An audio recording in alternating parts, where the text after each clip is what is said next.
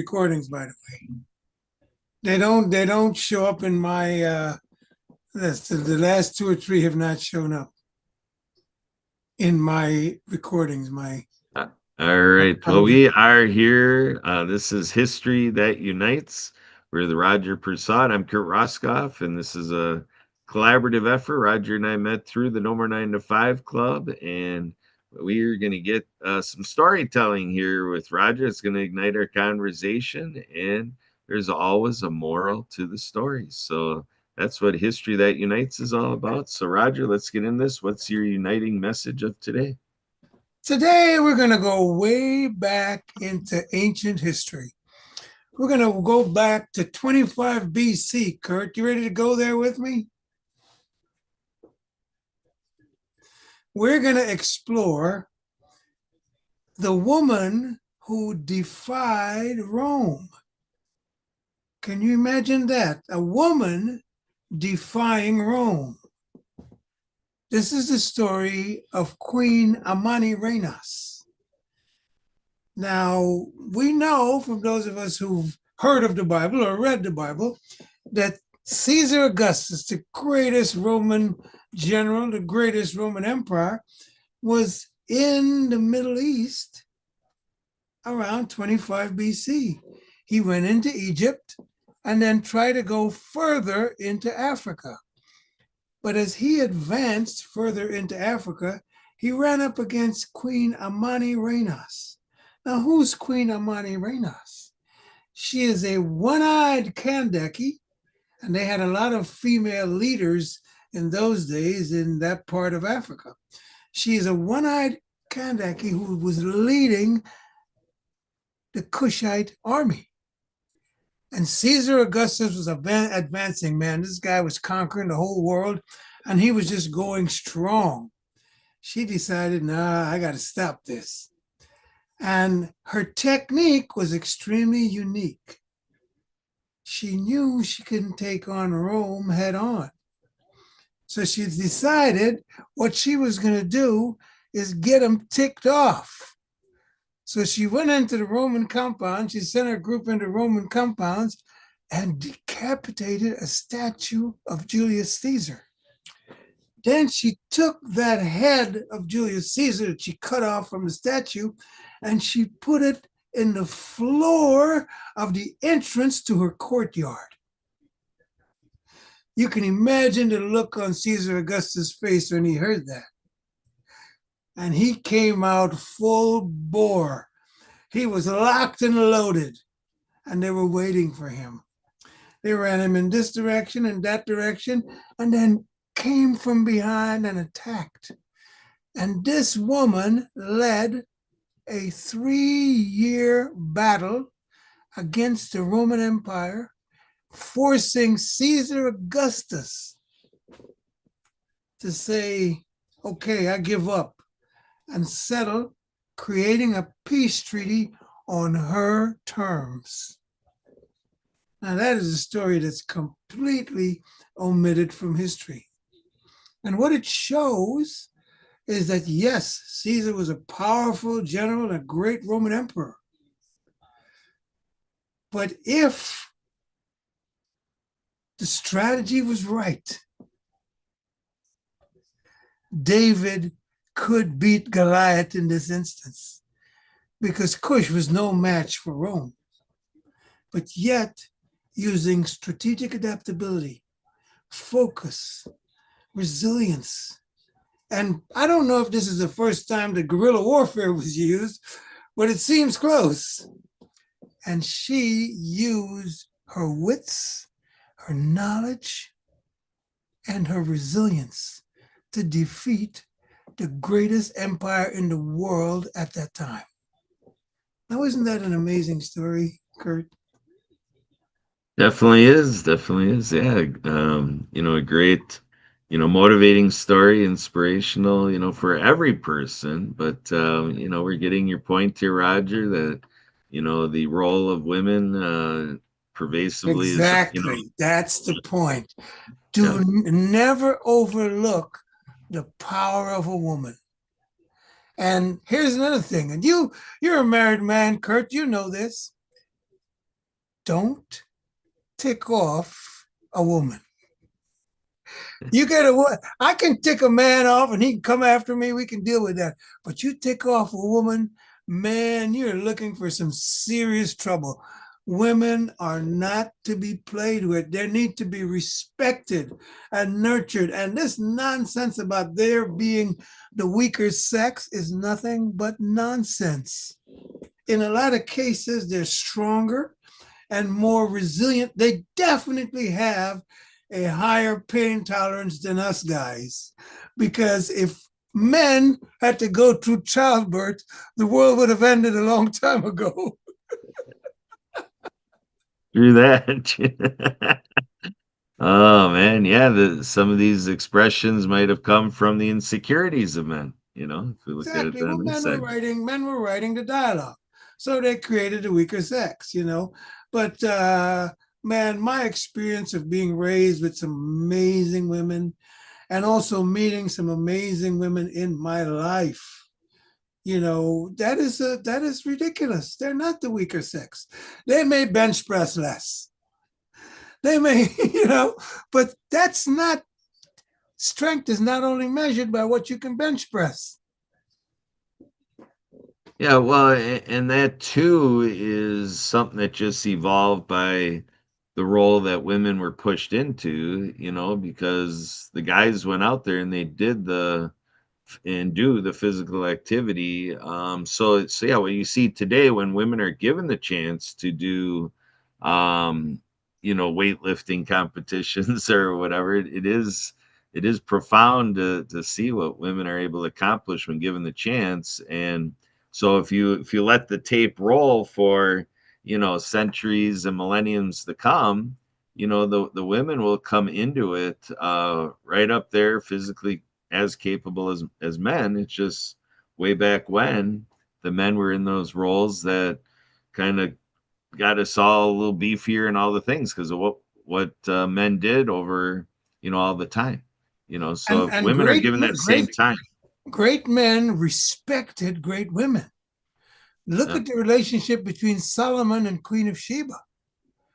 That was a woman, he could have written her off, but he treated her as an equal because she came in as a royal representative of her region and he treated her well and they learned from each other. And she was amazed by his wisdom and he was intrigued by something. We don't know fully much what he was intrigued by, but he did not treat her in a subservient way. He treated her as an equal. And I think, and when we look at, I like to use the Bible as a reference. When you look at the relationship between Jesus and the Marys, it's a strong bond relationship that he had. And it was not a love, it was a love bond. It was not based on what we know as physical love and that kind of thing. It was mutual respect, compassion. That's what we need more of when we deal with women. You look for compassion and mutual respect. Yes, it's companionship, compassion, and mutual respect. And women are extremely powerful, and we need to recognize that and understand that they're not to be trifled with. yeah. And if I remember correctly, aren't there more women on the planet than men? Yes, they are. They have a longer life expectancy. They have a higher pain tolerance. How can we call them the weaker sex? We got to get rid of that. That is nonsense. People need to understand that people are people and people have specific roles to play in this game of life that we're playing. And everybody's got to find their role and do it to the best of their ability. And there are going to be some amazing women and some amazing men. One of the amazing women that I met in my life is a woman that came from Korea and played table tennis in the United States. And she was the number one woman player in America. Her name was Insukna, and she married a friend of mine, Bushan, and she became Insuk Bushan. But here's the thing about Insuk. In her prime, there were less than 5 men that could beat her on a table tennis table. Less than five. Now, she was the number one woman in America, but there were less than five men that could beat her. She was an amazing fighter. You don't mess with women, you respect women. Understand them. They have something to offer. And as we look at history, there's several situations where we can find where women surpassed men in many areas. Many areas. It's not a one-off. It's constantly, if you look at it carefully. I met some amazing women when I started working in Oklahoma. I met some of the original Rosie the Riveters. Hardly any of their men were still around. But I remember two of them. I remember Ruby and Lorraine. I remember them well. They were nice. They were kind. They were competent. They knew what they were doing. And they had 40 to 50 years of aircraft manufacturing experience. That doesn't happen accidentally. That is created, that is built. And that is the strength of women. And that's what I really wanted to focus on today is the strength and the power of women. And, this is one anecdote from history. Queen Amani Reynas, not very well known. I invite you. Her name is Amani Renas. And as you watch this podcast, Google that name and you will see the story I'm talking about. It is an amazing story. And the fact that she could come up with something that she know would get under the skin of the greatest emperor of the greatest power in the world at that time and motivate him to attack wildly, to attack in fury, because that's what she wanted.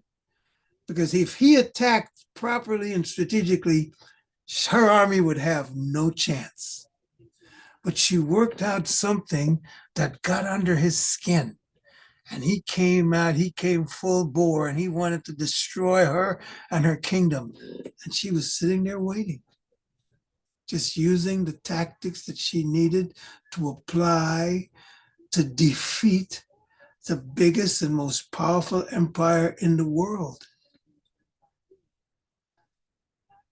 Yeah, that is amazing. Amazing story, amazing message, lesson to carry forth, and something for all of us to put to practice in our everyday life. As I'm thinking this through, Roger, I think of another specific thing that's a little bit getting away from your message today, but you're kind of feeding into something that I've worked on and continue to work with a gentleman out of California. He writes these books for children so that children can see the power of grandmothers, and Ah, he's got his whole philosophy for his legacy is he wants to, play his role in the power of one type fashion to say, grandmothers around the world need to be empowered to lead communities. And he describes how, there's this whole realm of motherhood and the power of motherhood. But then when you're a grandmother and now you're able to, when you get to that point where sure it's built out of the love you have for your child's child as a right. grandmother, that type of love immersion, he said, is what is needed in communities. And he sees that with the plagues in the world and the strife and where we get off the track, he really has this mantra that grandmothers are the ones to put at the forefront of guiding us through the shift with their wisdom and their practice of the love that they can have for any child in the community. That's really where we need to go. And I so endorse yes. that 100%. Probably the luckiest thing that happened to me when I was born, my mom and dad were still in school. So I was raised by my grandmother. And I spent my first 10 years with her. And she was an amazing lady. She had a third grade education, but she loved reading. And she had her own business. She was a businesswoman. She was a seamstress. She made dresses for some of the ladies in the town. And she encouraged me to read. She pushed me to read. I wouldn't say she encouraged me to read. She made a reader out of me. Now, it was great because we didn't have TV, we hardly had electricity, but I had books. And that started a voracious appetite for books in me that is still with me. I don't read as much, I use Audible, but I read and I write books. And I appreciate your friend in California because I am now writing books for children. Because I think, I've been writing books for adults for a long time, but I think that children now, especially with what's going on in the media, what is happening on social media, kids need the ability to discern from what is real and what is nonsense. And there's so much nonsense out there. There's a plethora of nonsense out there in this doom scrolling we have with all these apps. It's just a sad situation. Our kids literally need to be rescued, and that's what I'm trying to do. You know, I somebody wrote an article in the Atlantic today. I was seeing they said the age of reading is over. That's terrible. That's terrible. We need, that's where we get our ideas from. And I just that's a sad situation. Just contemplating that the age of reading may be over. Yeah, and it's that reading has gone to the attention deficit side of things, like Yep. the attention span is not there. So like all those books behind you, it's like, for people to pick up a book and to spend that time to dive in and do follow a story for a long duration, to have a big reading session, because, kids will read, but it's like, 5 seconds. Okay, I read that. Now the next 5 seconds, and it's just all this fragmented reading Yes. is where That's the yeah. issue is. Yeah. Yeah. Yeah. Yeah. But Yeah. they And we need to understand that our kids need our help. There's just no question about it. When you look around and everybody's on a screen. You're fixated on a screen, and you have no idea the information you are taking in, how damaging it could be. You might think the silly books like Mark Twain and what's the other one? One of my favorites is To Kill a Mockingbird. Might seem like a silly book, but those books are another golden nuggets. They teach us so much. And the kids are not reading that more. That's a tragedy. I see that as a tragedy. So we got to fix that, Kurt. We got work to do.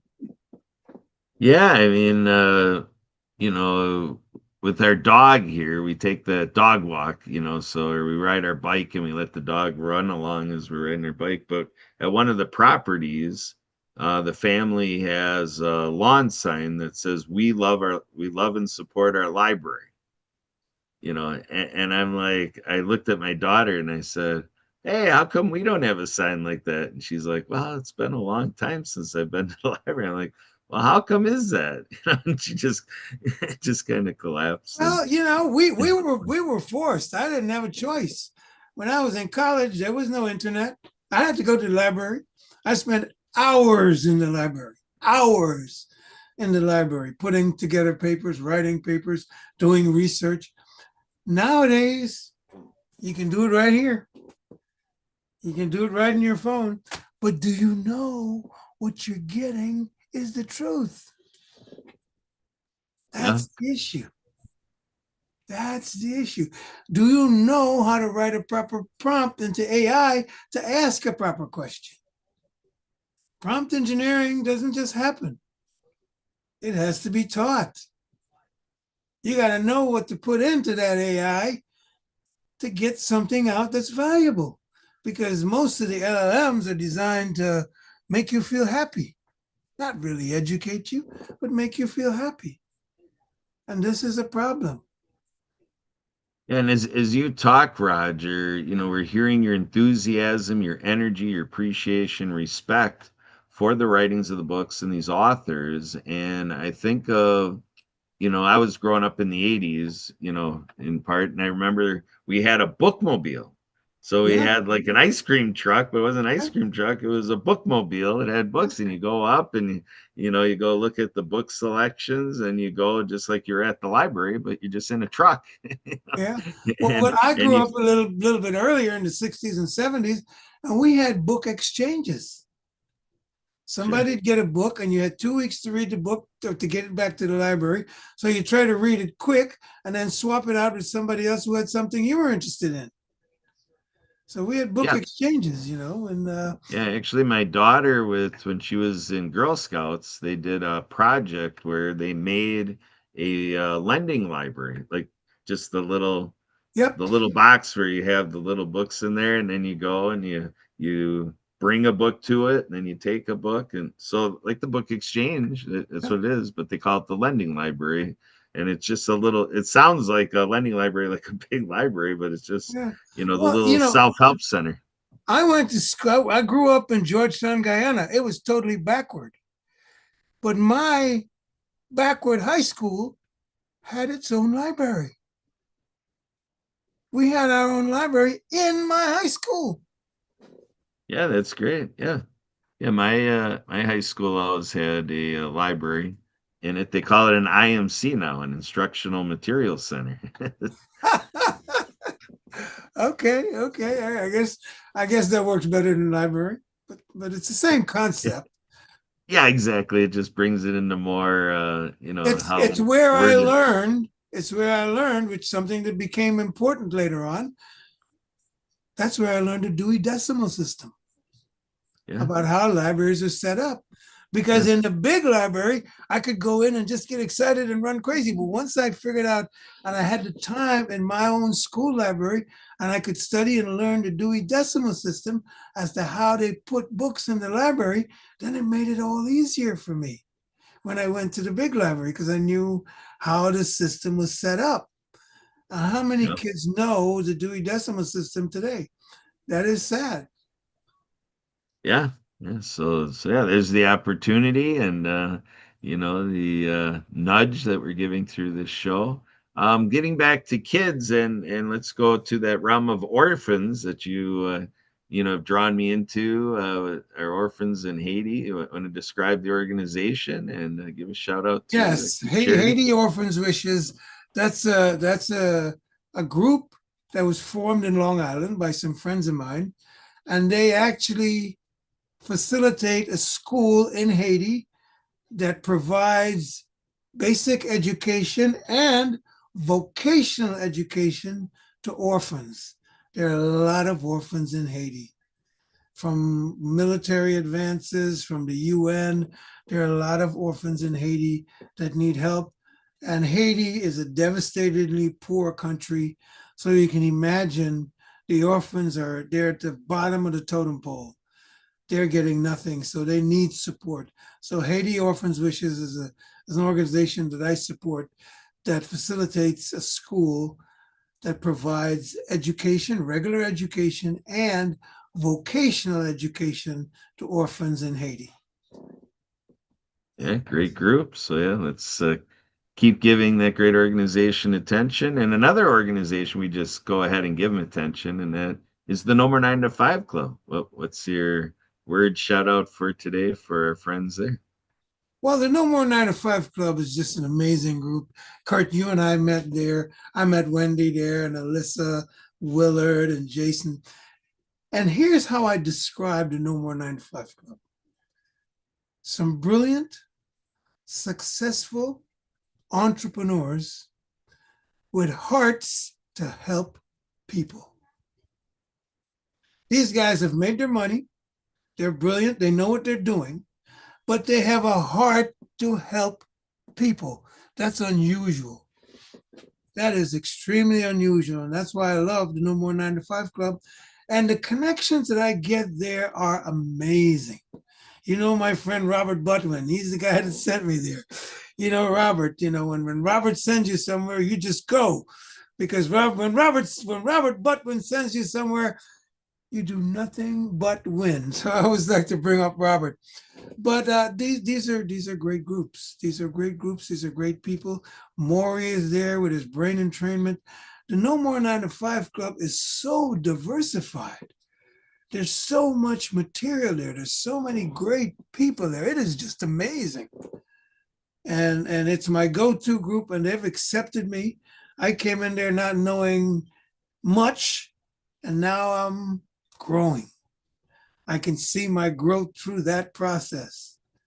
And I thank the No More 9 to 5 Club for that. And I invite anybody. The other thing about the No More 9 to 5 Club, as a veteran, and I'm a veteran, I'm a U.S. Air Force veteran, and don't thank me for my service. It was my privilege to serve. But the No More 9 to 5 Club has benefits for veterans that they could obtain for free. And that's important. That's why I say these are heart-centered guys. And some of the things that they give away are phenomenal. What Maury gives away with Calm and Clarity, it's about 28 recordings that can help you with a whole bunch of issues that you may have in your life. Fix your brain. And even if you're not a veteran, you can get stuff within Mind Trainer Pro and the No More 9 to 5 Club for $15 a month. That's a Netflix subscription. And you just waste time on Netflix getting entertained. Why don't you come on in and train your brain?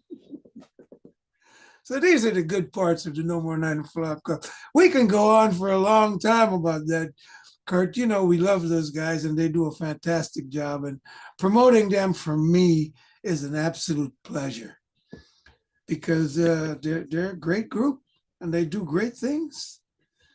And they're looking for great people. And we are filled with great people in this world. We just may need to connect with more of them and get more great people thinking along the lines that will improve the life we live, the world we live in, and the people that live in it.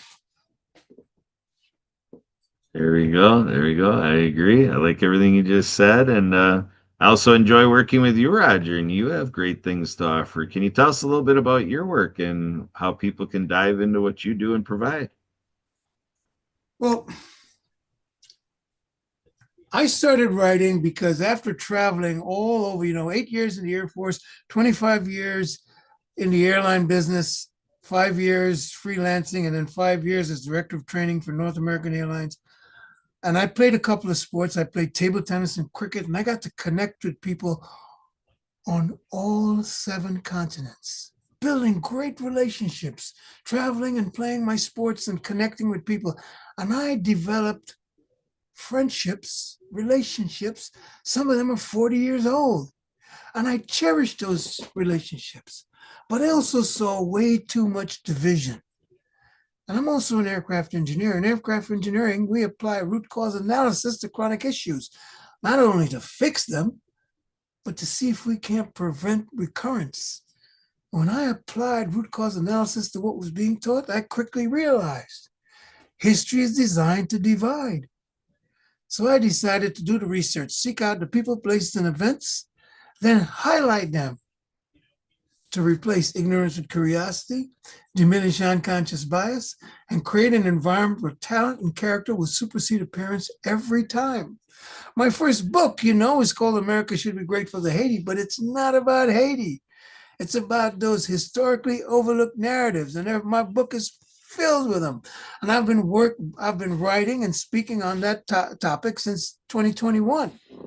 And recently, late last year, I decided we need to focus more on the kids.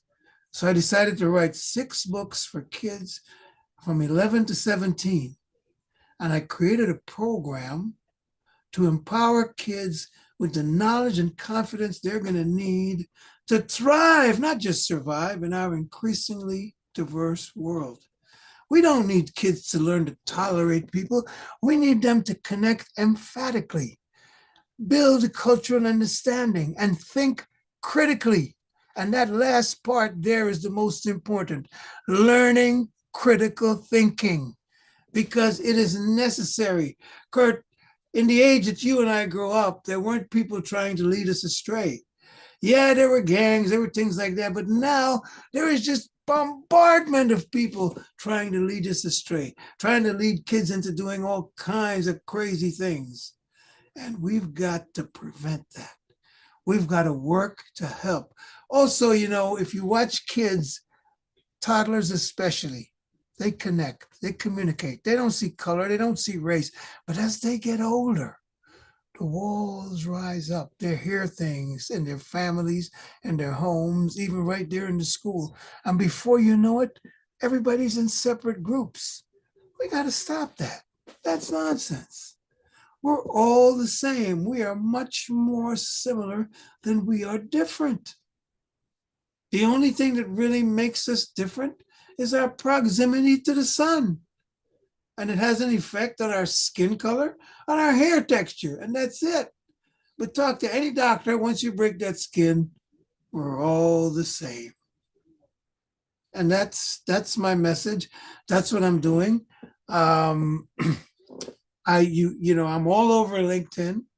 I'm all over social media, and I'm marketing this course. It's a 6-session course that will empower kids with the knowledge and confidence to thrive, not just survive, in an increasingly diverse world. Because whether you like it or not, our world is becoming more and more diverse. And the ones that will be successful are the ones that embrace the changes that are happening. You can't fight these changes. It's like trying to fight AI. Don't fight it. You can't win. Don't fight cultural understanding. Join it, learn it. The history we were taught was designed to keep us separate.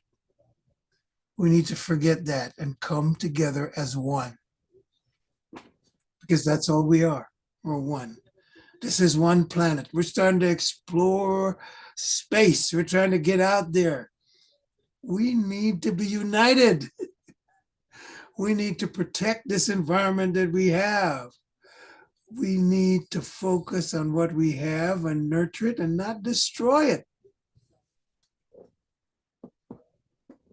Here we go. Let's do it together, folks. So I think that'll wrap it up for today. We do this every second and fourth Thursday of the month at noon Eastern is our new episodes, our new creations, and then we get it out there. Roger gets it out there for you on what you got here, the video on demand format on the YouTube channel. So thanks for subscribing to the channel with Roger here. We love what we're doing with you here, Roger, and we're looking forward to next time. So come on back to History That Unites.